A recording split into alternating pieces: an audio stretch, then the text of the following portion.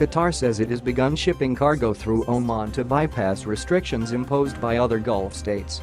Qatar Ports Management Company said direct services to Sohar and Salalah would operate 3 times a week.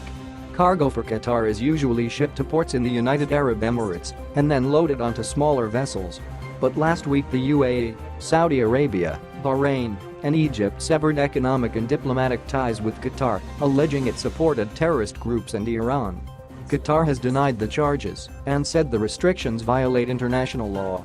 The tiny, oil and gas-rich Gulf Emirate is dependent on imports by land and sea for the basic needs of its population of 2.7 million. On 5 June, the maritime authorities in Saudi Arabia, the UAE and Bahrain said they had closed their ports to Qatari-flagged vessels.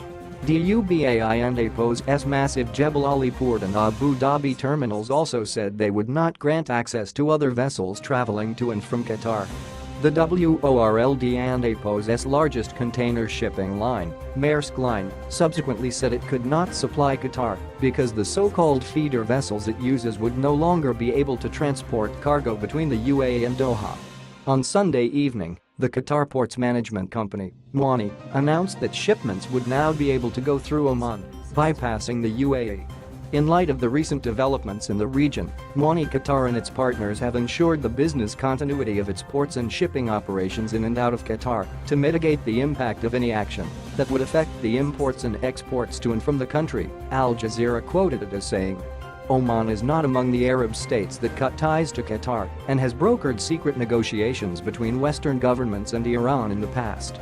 Maersk Line immediately said it would accept new bookings for feeder shipments from Oman, with the first vessel scheduled to depart Salalah on 19 June and arrive in Doha on 25 June.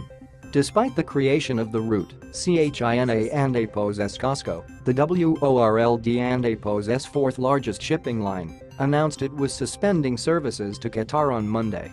COSCO said it was acting in view of the uncertainties as the situation develops and in order to protect the interests of customers, Reuters news agency reported. When QATA